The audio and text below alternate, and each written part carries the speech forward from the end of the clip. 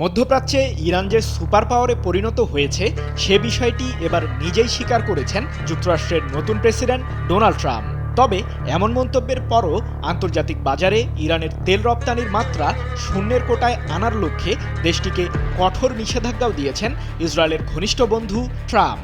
সম্প্রতি ফিলিস্তিনের গাজা সংকট এবং মধ্যপ্রাচ্য ইস্যু প্রসঙ্গে আলোচনা করতে ইসরায়েলের প্রধানমন্ত্রী বেনিয়ামিন নেতানিয়াহুকে হোয়াইট হাউসে আমন্ত্রণ জানান ট্রাম্প। এদিকে ইরানকে নিয়ে ট্রাম্পের মন্তব্যের প্রতিক্রিয়া জানিয়েছে তেহরান। নিজেদের সক্ষমতা নিয়ে পশ্চিমাদের হুঁশিয়ার করল ইরানের ইসলামিক বিপ্লবী গার্ড কর্পস আইআরজিসি। গত ৫ ফেব্রুয়ারি যুক্তরাষ্ট্রের ৪৭তম প্রেসিডেন্ট ডোনাল্ড ট্রাম্পের সাথে হোয়াইট হাউসের ওভাল অফিসে বৈঠকে অংশ নেন ইসরায়েলের প্রধানমন্ত্রী নেতানিয়াহু। এ সময় ইরানকে ঘিরে নতুন করে ষড়যন্ত্রের ছক আঁকেন তেহরান বিরোধী দুই নেতা। ইরান বিশ্বের বিভিন্ন দেশে তেল রপ্তানি করে, বিনিময়ে পাওয়া অর্থ দিয়ে দেশটি সামরিক খাতে শক্তিশালী হয়ে উঠছে এমন শঙ্কা ট্রাম্পের। নেতানিয়াহুর সাথে বৈঠকে এ প্রসঙ্গে আলোচনাও করেন মার্কিন নতুন প্রেসিডেন্ট। ট্রাম্পের দাবি, ইরান দুর্বল নয়, দেশটি এখন অনেক শক্তিশালী। ট্রাম্পের এমন মন্তব্যের বরাতে ৬ ফেব্রুয়ারি এক প্রতিবেদনে বিষয়টি নিশ্চিত করেছে ইরানের রাষ্ট্রীয় সংবাদ মাধ্যম প্রেস টিভি।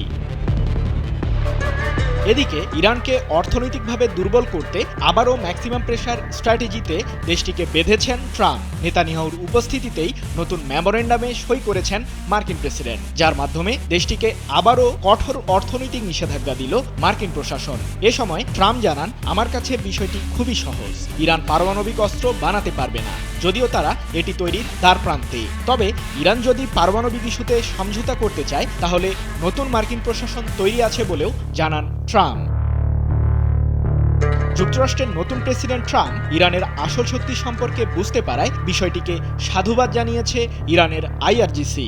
৬ ফেব্রুয়ারি ইরানের দক্ষিণাঞ্চলীয় শহর বন্দর আব্বাসে আইআরজিসির প্রধান মেজর জেনারেল হোসেন সালামি বলেন, ইরানকে সঠিকভাবে মূল্যায়ন করতে পেরেছেন ট্রাম্প। আমরা আগের চেয়ে আরও শক্তিশালী হয়ে উঠছি। কুস্তি খেলাতে বিপরীত পক্ষ তার প্রতিদ্বন্দ্বীর শক্তি সম্পর্কে ভালোভাবে জ্ঞান অর্জন করে, যেমনটা ট্রাম্প করতে পেরেছেন। সঠিক প্যাড আর সঠিক তথ্য দিয়ে এসব সামলে নিব এক হয়ে। Monalisa sanitary napkin. ইরানকে ঘিরে মার্কিন প্রশাসনের নতুন নিষেধাজ্ঞা প্রসঙ্গেও মন্তব্য করেছেন মেজর জেনারেল সালামি। বলেন, ম্যাক্সিমাম প্রেসার আরোপের পরেও আমরা ঘুরে দাঁড়াতে সক্ষম হয়েছি। ইরান আরও এগিয়ে যাবে।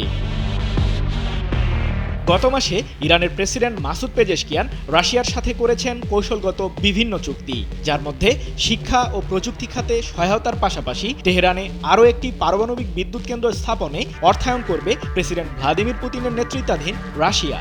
আর এতেই চিন্তায় পড়ে যান নেতানিয়াহু ও মার্কিন প্রশাসন।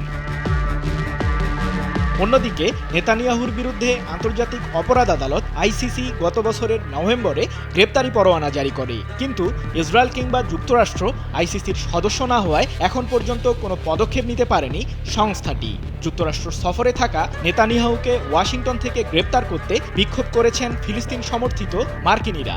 ৫ ফেব্রুয়ারি এক প্রতিবেদনে এমনটি জানিয়েছে তুরস্কের রাষ্ট্রীয় বার্তা সংস্থা আনাদালু আজামসি। এদিকে নেতানিয়াহুর সমর্থনে এবার আইসিসিকেও নিষেধাজ্ঞা দিয়েছেন মার্কিন নয়া প্রেসিডেন্ট ট্রাম্প। মার্কিন এই নিষেধাজ্ঞার ফলে যুক্তরাষ্ট্রে কোনো ধরনের কার্যক্রম পরিচালনা করতে পারবে না সংস্থাটি। সৃজন মাহমুদ, নিউজ 24।